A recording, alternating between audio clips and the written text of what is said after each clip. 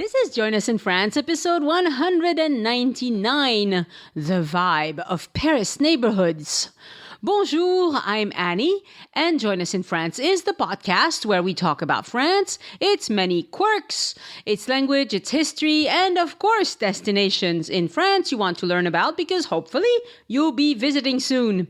On today's episode, I'll respond to a question I often get. What Paris neighborhood is it best to stay in? I can't answer that question for you because there are too many of you.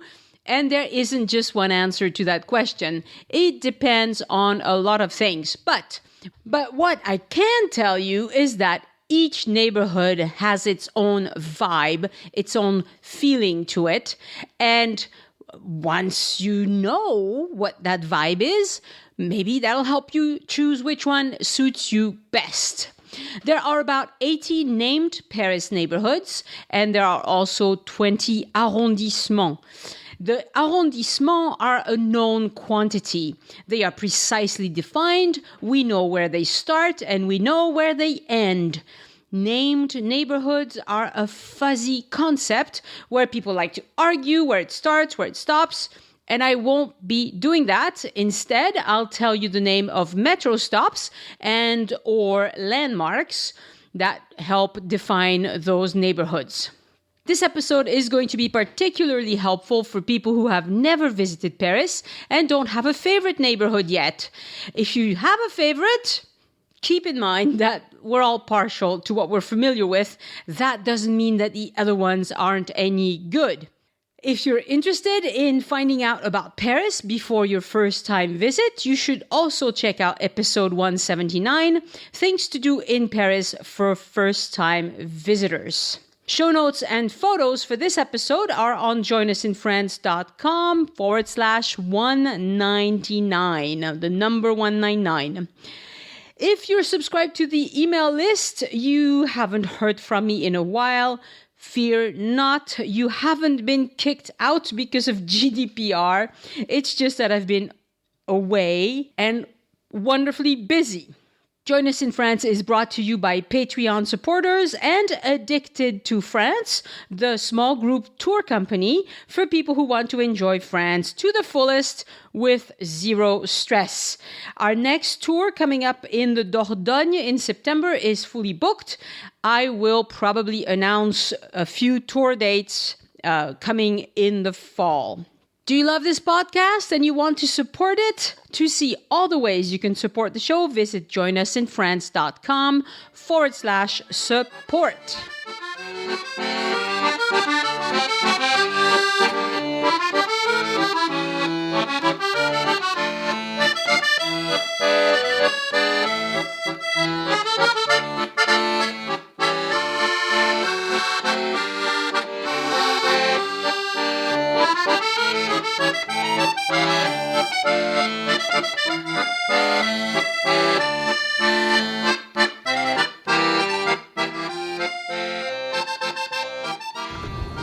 All right, guys, this is Annie trying to do something I've never done before, which is record an episode outside, talking into a recorder when there are lots of people around, hopefully not too many stairs. Let's see. I'm behind Notre Dame, the beautiful cathedral of Notre Dame.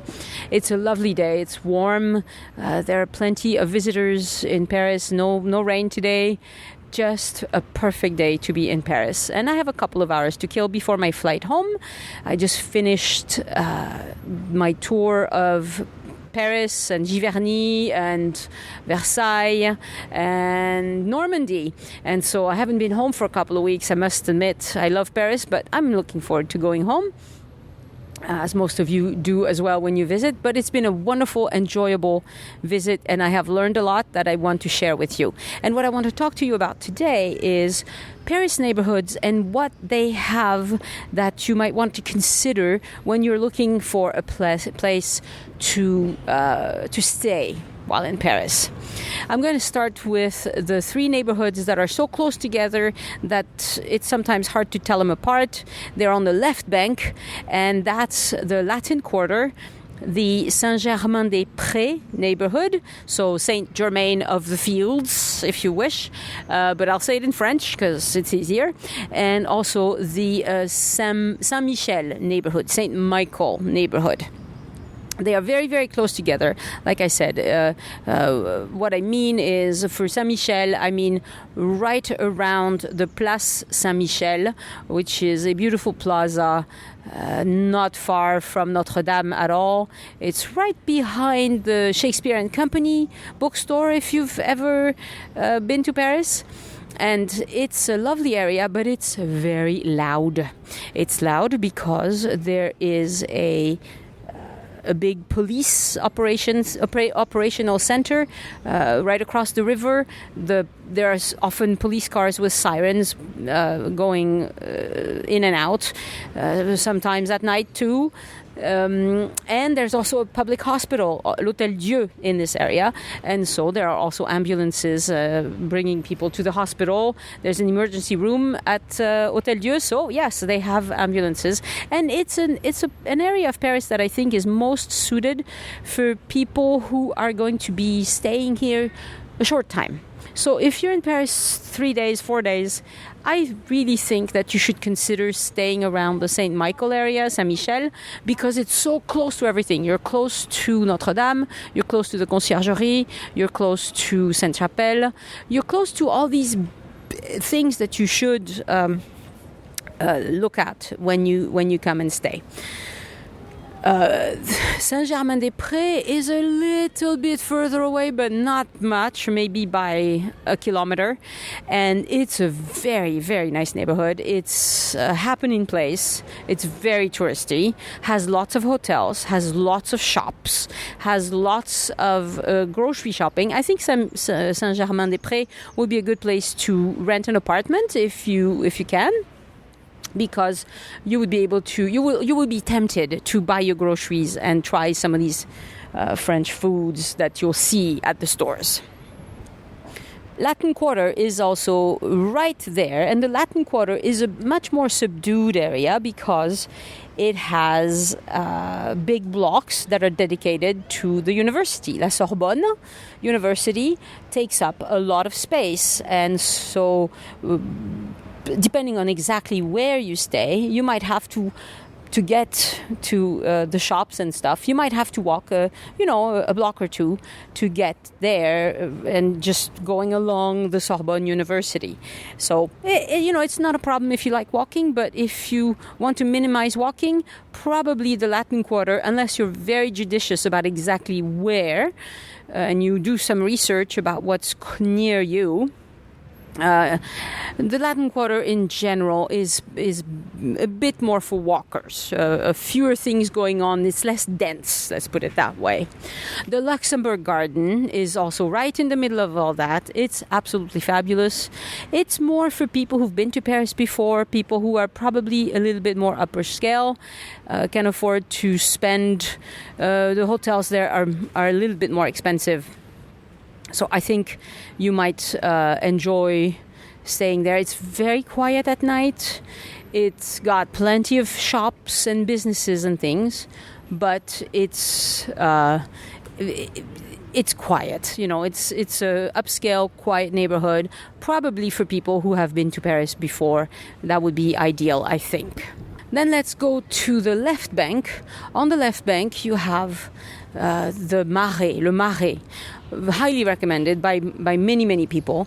And I love it too. I've never stayed there. I think next time I will try to stay there because it looks so appealing. I think the area right around the St. Paul Church and metro station is fabulous.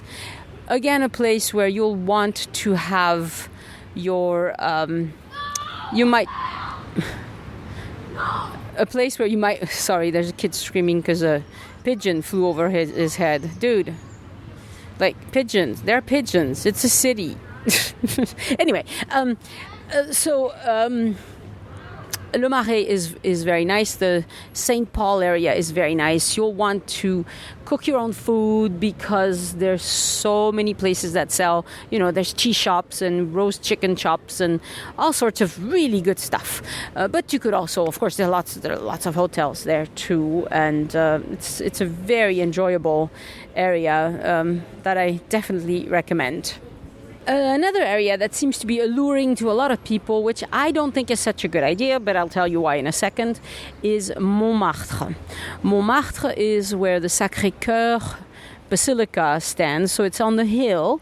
It's far away from the center of Paris. By far away, I mean a good 30 minutes by metro.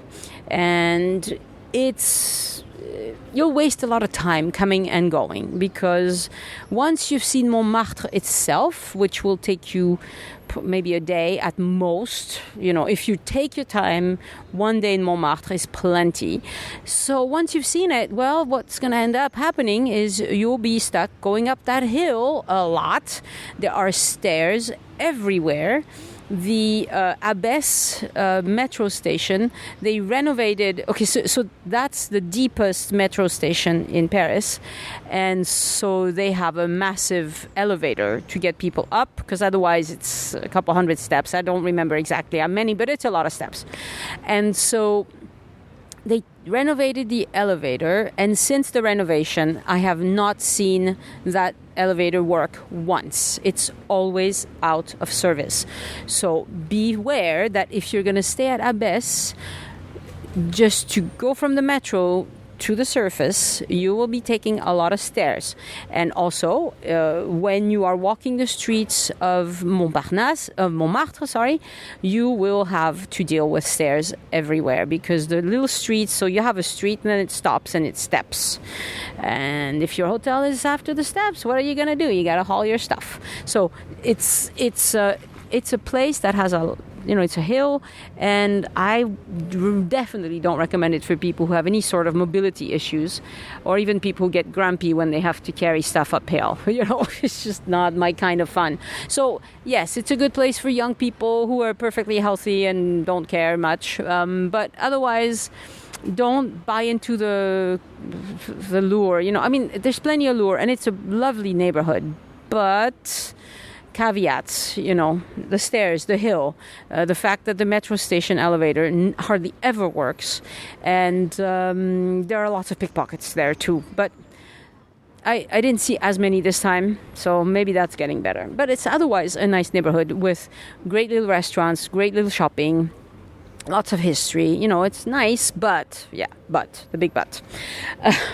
For people who want to stay in a more French neighborhood where the majority of residents are going to be French, then I recommend you stay near Montmartre. So Montmartre is that very ugly tower, but it's a very good French neighborhood. You will find lots of little restaurants, lots of shopping, lots of apartments, a few hotels. Well, no, quite a few hotels, because Montparnasse, sorry, I always get these two confused. Montparnasse is a big business tower. There's lots of French businesses that are established there, and so they have lots of hotels for that. Great neighborhood if you want to see not romanticized French life, but real French life, okay? If you go to Saint-Germain-des-Près, what you'll see is lots of foreigners pretending to be French. If you go to Montmartre, you'll see lots of French people being French. See? There's a difference there.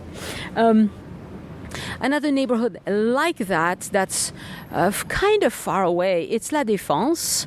I've heard of people who get like hotel points and stuff, and so they can stay for free in La Défense. Yeah, if you could get the hotel for free, I understand why you do it. But it's otherwise not a very interesting place, because it's completely dead at night. It's just people, it's just a place where people come during the day. So you're going to be touring all day and not enjoying the area, and then at night when you go back, it's empty because everybody's gone home. So yeah, not a neighborhood that I recommend particularly, but it's fine. There's nothing wrong with it. Other neighborhoods you could consider is right around the Eiffel Tower. It's very posh, very nice, lots of shopping, lots of beautiful streets.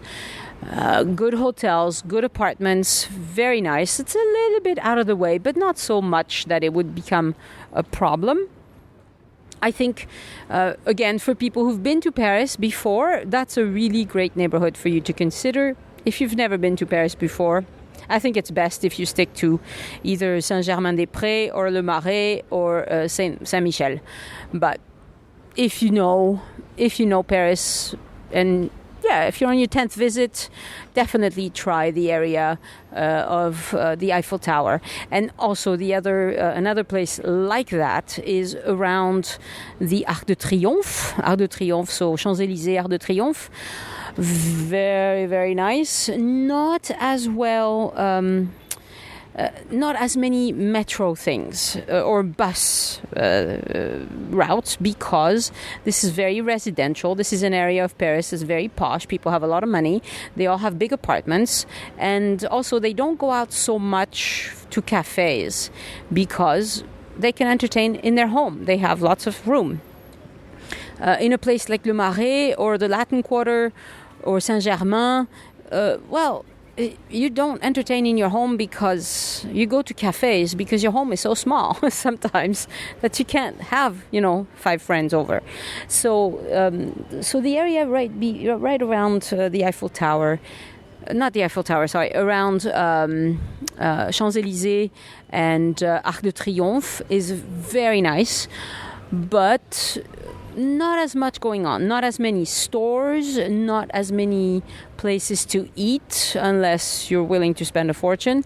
There are exceptions, okay? There are pockets of streets that are good, but I'm just talking overall here.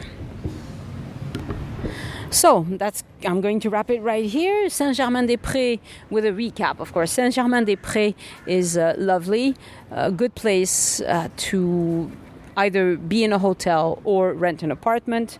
The Latin Quarter is also very nice, but be aware that you might have to walk a little more to get to your hotel or apartment.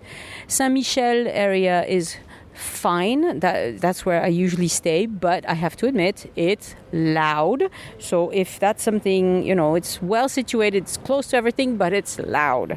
So take that into consideration. The Eiffel Tower area is great. A little bit out of the way, but not so much that it makes it difficult for you to stay there. Montmartre, not in love with that area. Don't recommend it, and I'm giving you good reasons, right? I'm telling you the steps, the hill, the fact that the metro station doesn't have an elevator that works properly, and also that it's highly romanticized, and it just bugs me. Montparnasse, great area to stay if you want to be among French people more than among visitors, and a lovely neighborhood. Arc de Triomphe, that's also a good area, but few buses, just 1 or 2 metro lines goes through the area. So these people, they all have cars, if not drivers, and so this is a good place for you to go if you're the kind of person who takes taxis. If you can afford to take taxis everywhere you go, and in Paris it's not that expensive. Paris taxis, this is something, I just finished a tour with many people, and one lady from Australia said, the taxis are really cheap in Paris compared to Sydney. And yes, the taxis in Paris are cheap compared to many places. So if you're the kind of person who takes taxis, then probably the Arc de Triomphe area with Champs-Élysées and Avenue Foch and all of that would be really good for you. And then the last one, La Défense, I don't recommend it. It's a business place, so just don't, not a good place to stay if you're a visitor. That's it for today. Thank you very much for listening to the show, and I'll talk to you next week. Au revoir. Thank you, Juan Ulloa, Richard Platzman, Teresa Maxwell, Eddie Couvillon, and Karen Furman for pledging to support the show on Patreon since the last episode. And my thanks also to all the other patrons who support the show month after month. Thank you for giving back. To support the show on Patreon, go to patreon.com/join us, Patreon, join us without spaces or dashes. I published a new reward on French public holidays on June 9th, and I will release more in July. And thank you, Lachlan Cook, and sorry, I think I said that wrong. Lachlan Cook. Yeah, maybe. Apologize. I am French. And David Larson for your one-time donation. It is much appreciated. I have been away leading tours the last couple of weeks. It's been great, a little bit tiring, as travel is, but wonderful people join me for those tours again. It has been lovely meeting all of you. I think everyone involved had a great time. I will share the details of what we did and what we learned in upcoming episodes. These tours are a wonderful way for me to help you experience France like a French person. I think that's what I'm good at, is to bring the culture of France into your vacation, take you out of your habits and make it so that you are experiencing something completely different. I am typing up these remarks as I wait for my flight to go home to my family. And right now, I'm really looking forward to seeing my family again. And the little dog, Gus, too. He's been a trooper in my absence.